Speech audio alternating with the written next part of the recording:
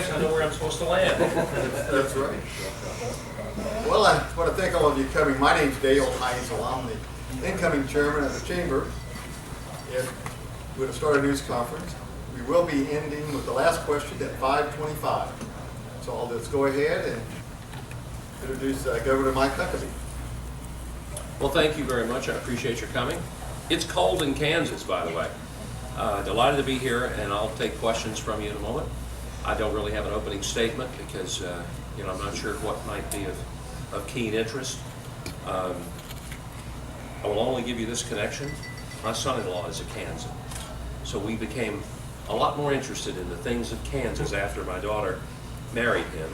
He's from Kansas City on the Kansas side. His family's a long time Kansas residents, natives, and so on.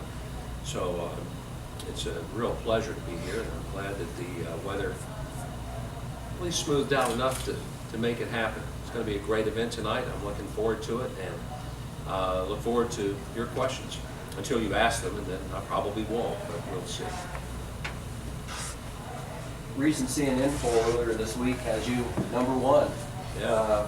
Contender presidential election 2006, Republican side. How would you comment on that? It's always better to be in the top than the bottom. I think, as I recall, it was something like 16% or something like that. No one had a great number. I just wonder what's wrong with the other 84%. Maybe they'll come around. What do you think is the key to ending the divisiveness between the conservative and liberal parties? I mean, it seems every year it's an ongoing issue. What do you think the solution to that is? The Republicans seem to be divided over something I can't quite figure out, because if you really think about it, there are no real liberals in the Republican Party anymore. I mean, those days are gone. I truly believe that parents should be empowered to make more and more decisions for their children rather than the government. You believe in a strong national defense. So among Republicans, there's not an extraordinary amount of difference between various people. A lot of it has to do with two things. One is tactics. Some people, have a different tactical approach to how to deal with some legislative issues. And some of it is the nuance of how it's communicated.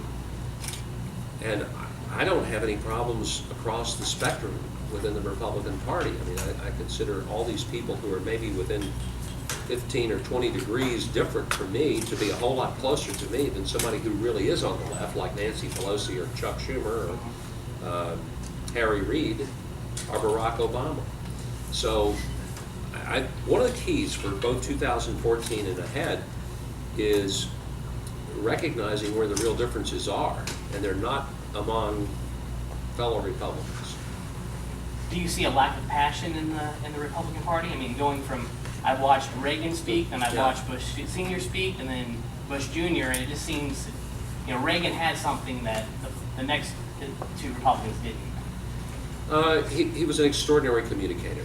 There's no question about that. And I think part of what made Ronald Reagan such an extraordinary leader was his ability to speak to the hearts of people, not just to their heads, and to inspire people to love America. If there's any one thing that I think the Republican Party needs to do, it's to make sure that we never mistake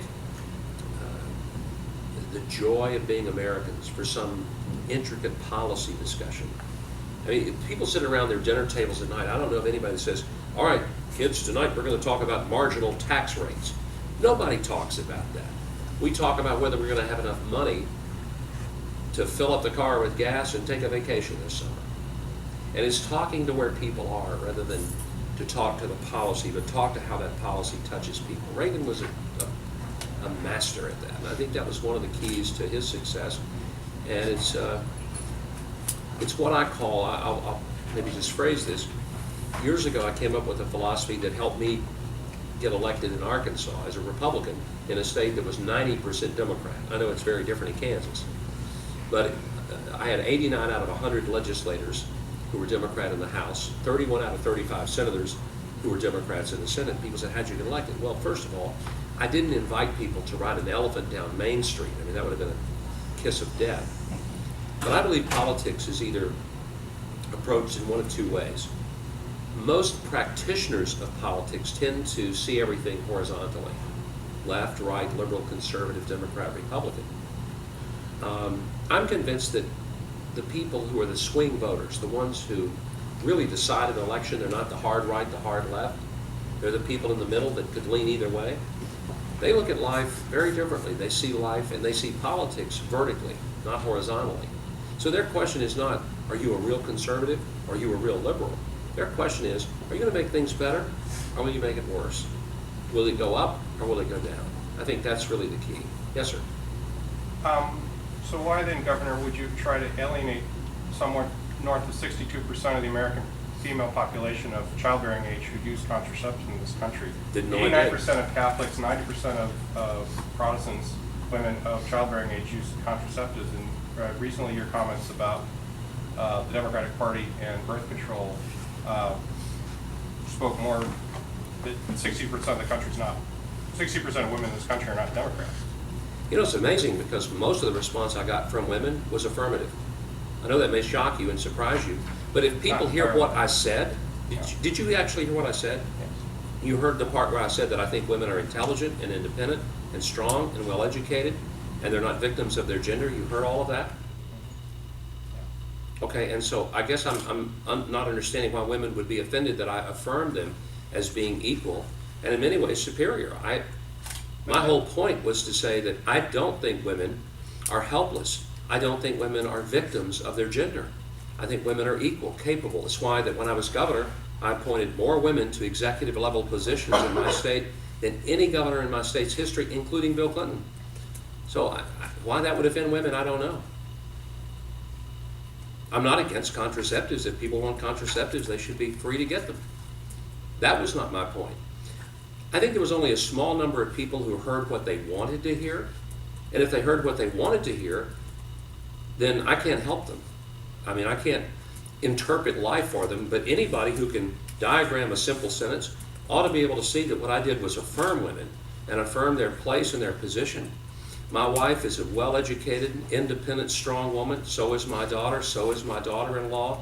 I can assure you, if I'd have said something that was demeaning to women, I wouldn't have to worry about what somebody at MSNBC said about it. I'd have heard about it at home. I didn't see what they said. Well, they misinterpreted. They basically said the opposite of what I did say.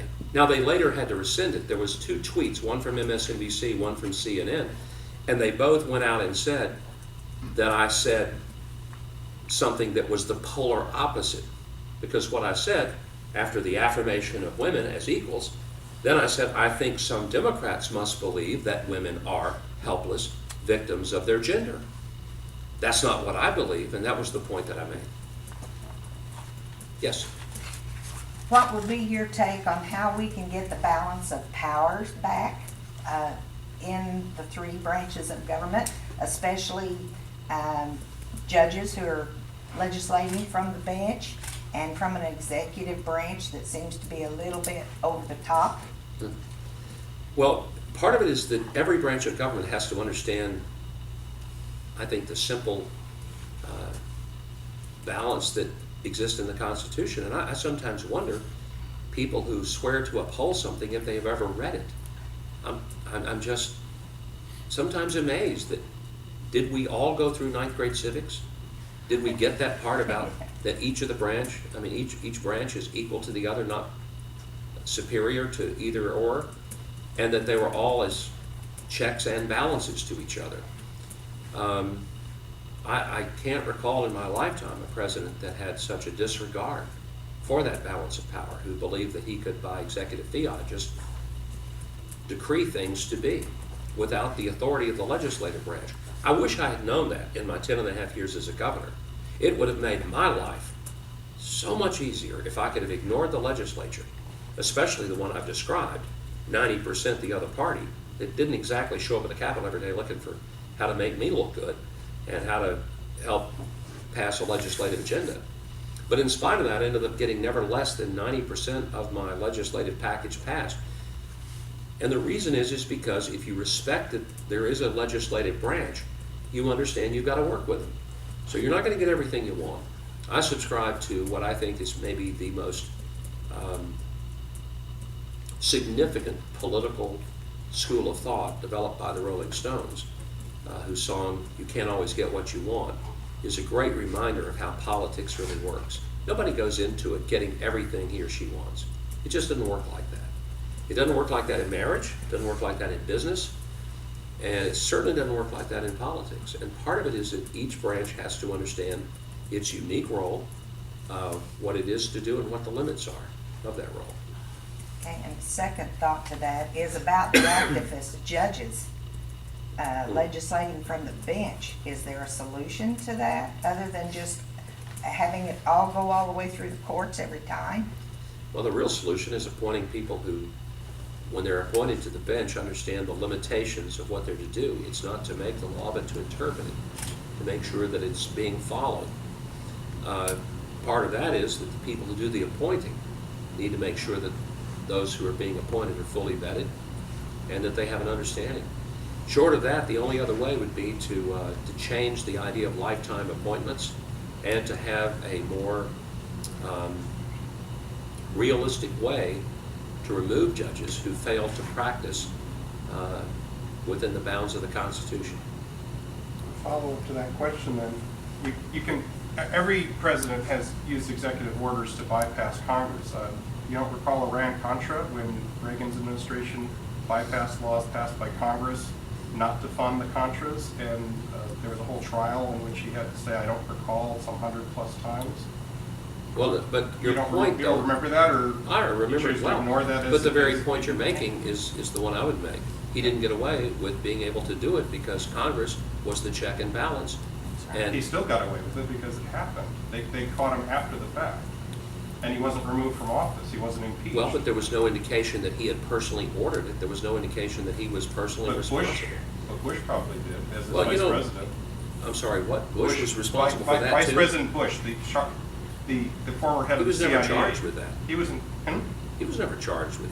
he wasn't charged, no, but his testimony is still sealed. You know, For national and I think security there's a real purposes. difference. If somebody is held accountable for it, Nobody ultimately was. well, they were acquitted. You know, They we weren't do. acquitted either. Well, Ollie North was acquitted He was convicted first. and acquitted. He's you know, I don't know if No, you understand how the legal process works, I do. but if you're convicted and then it's overturned, you're considered acquitted. Well, then the follow-up to it then, is Okay. on her question about activist judges, Yeah. Citizens United is probably one of the most stunning examples of activism from the bench, from the right, because they had dismissed that case initially and then pulled it back. Do you care to comment on that? Well, I that, think is what that is a form of activism. you're talking about what the Citizens court United. decision was? Yeah. I think the court recognized that freedom of speech, if it's going to apply to unions, should it not apply to all groups and organizations? Why should unions have a unique ability to spend untold, unaccounted millions of dollars in an election process, but other organization groups not be able to do that? I don't think that was quite the case, and they overturned 100 years of campaign finance law in the process, of settled law, of accepted law. People want to elect enough congressmen to change it, they certainly can do it. That's always the possibility. The genius of the American system of government is that we can change it, but it requires the ability of convincing people to do that. Yes? I had a question about term limits. What's your take on putting term limits on Congress? You know, do you think if they knew that they would have to go back to the private sector, that would influence their decisions while they're in Congress? I think it would, and I'm a supporter of term limits and have been since before I got into public office. I helped lead the term limits initiative in Arkansas. It was on the ballot in 1992. I'm one of the few people that now, having been in politics for 20+ years, still believe in term limits. There are a lot of people who believe in term limits until they get elected. As soon as they get elected, oh no, you know, it's really not that good an idea. Well, I believe in it for everybody else, but not for me. Now, I think that until we have term limits, for example, I'm not suggesting that people who are in office shut themselves down, because right now the system is based on seniority, whether I like it or not, that's what it is. But I saw term limits up close and personal in my home state, and I think it is a vast improvement. Mainly because it guarantees there's going to be some fresh thought, ideas, and the longer people stay, the more susceptible they are to corruption. Because if you get familiar with the system, you are able to figure out how to game the system. I used to hear people say, well, we can't learn the budget in 8 years. And I'm thinking, people can become a neurosurgeon in 8 years post-college. Now, forgive me, but I dealt with the state budget every day. It's not the same as operating on a human brain. It's not that complicated. It might be a little complex, but if a person after 8 years doesn't understand the state budget, they need to go home. It's time to go home. Yes, Talk sir. a little bit about Common Core and your evolving thoughts on that. It's not so much that I've evolved, it's that Common Core has. Common Core was really the outgrowth of an initiative back in the 90s that I was a part of called Achieve. And National Governors Association really launched an effort to see that there would be standards that the states would adopt, the states would control, and the states would implement. And these were standards in two and only two subjects, math and language. Common Core, which is something a little more recent, I think 2005 is when it kind of evolved, was an outgrowth of that, but the concept was this: nobody would dictate curriculum, the feds wouldn't control, states would control, governors and the education chiefs. But the idea, which I think uniformly makes sense, and I think most people agree, that there ought to be standards that are applicable no matter where a person is geographically. A person goes to the 4th grade and studies math in Salina, Kansas, and then their parents move them to Duluth, Georgia. And when they move there, there's a completely different standard for what 4th grade math looks like. Then you have really messed up that child's education. That child may be way ahead, and if so, the child's going to be bored. Child may be behind. Now you're going to create a child who is at a disadvantage and is going to have a hard time catching up. When we play basketball across America, and I know you play a pretty good game of basketball in Kansas, it doesn't matter whether you're playing at Manhattan, Kansas, Kansas City, whatever arena you play in, the rim is 10 feet from the floor. And it doesn't matter if it's a high school game or a college game. Uniformity of the size of the court, the size of the circumference of the ball, the weight to which it is inflated, and the circumference of the hoop, all of that is uniform. Now, how a coach coaches his team to play the game in order to win, strictly up to the coach. That's a local decision. Coach loses a bunch of games, he probably won't be coaching much longer. Common Core, in its origin, was basically to say, this is the field for how we'll do math and language, so that no matter where we are in the country, there will be uniformity and compatibility. How you get to those goals, that's up to you. And if the state didn't want to participate in those goals, they didn't have to. Excuse me.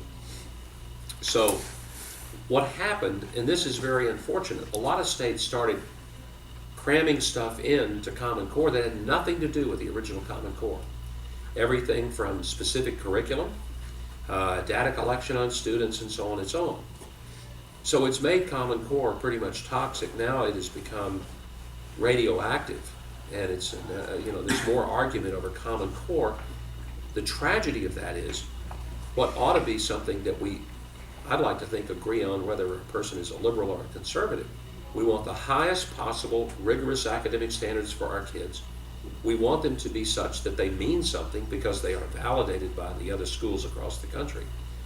That we measure them to see how well they're being performed, and that we hold the stakeholders accountable. Those are the three basic fundamentals in education to make it work.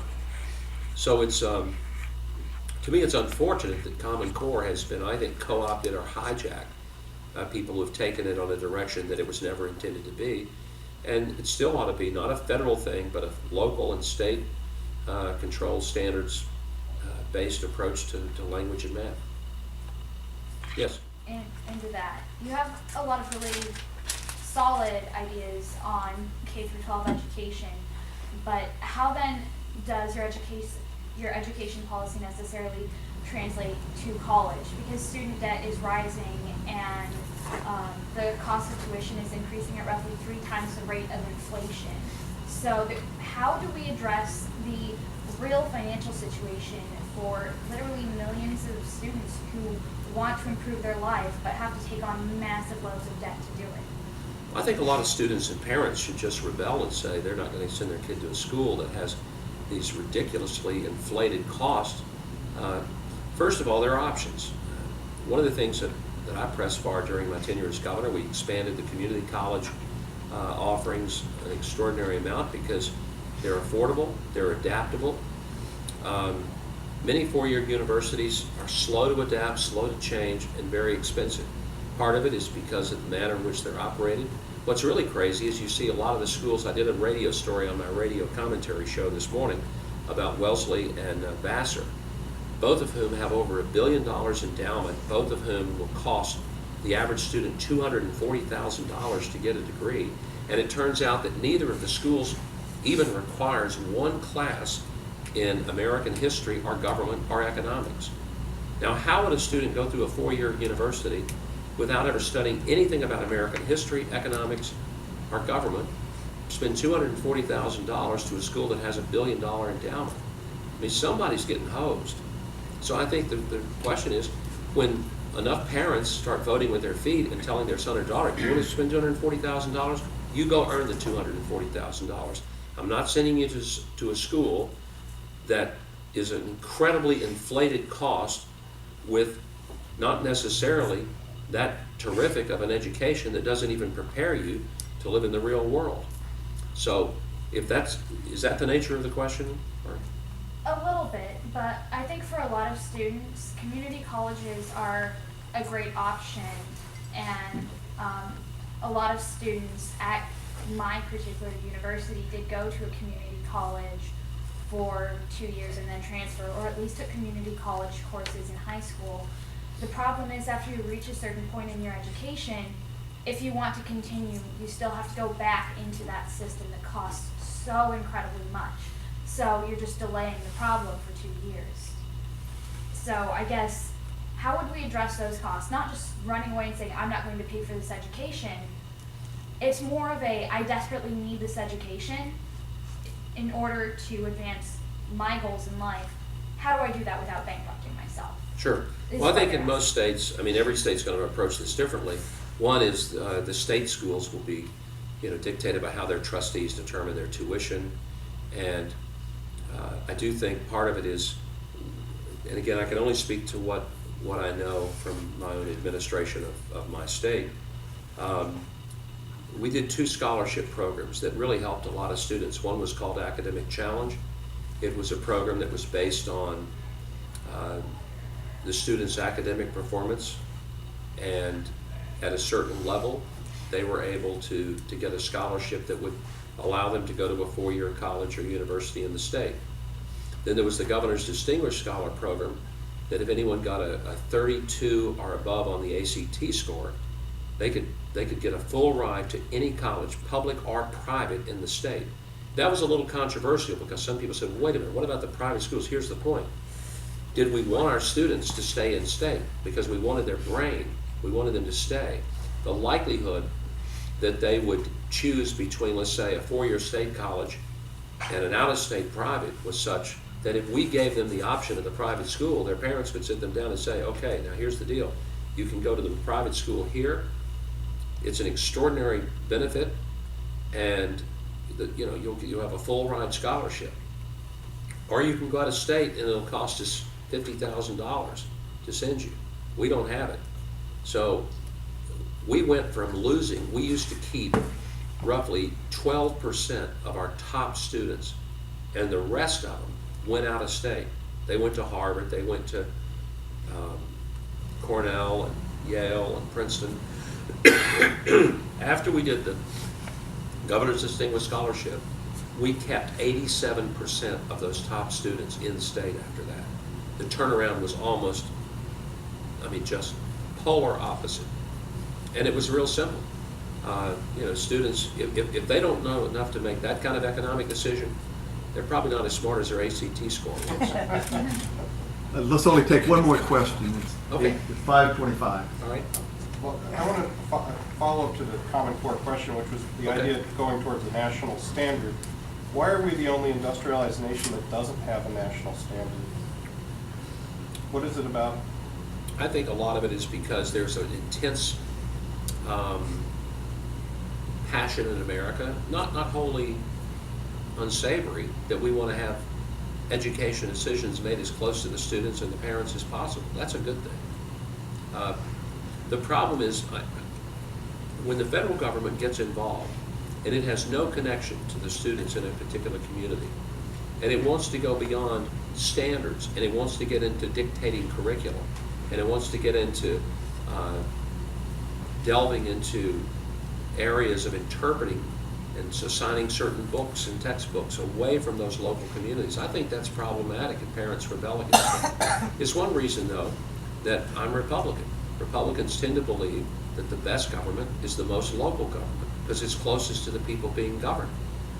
And the idea of true federalism, which our country was founded on, which that the idea of a central government was to be a very weak central government. It was not to encroach upon the decisions. The 10th Amendment expressly written to say, if it's not detailed in this Constitution, federal government has no say in it. It's the right of the states to make those decisions. Well, we've reversed that, and we've moved more and more power to the federal government. We've centralized more and more, and it's created an incredible gridlock. And if one thinks about it, look, nobody can say this isn't a Democrat or a Republican thing, because the Republicans have been equally guilty at bringing a lot of the power centralized to the federal level. I think what really boogered it up, quite frankly, was the 17th Amendment.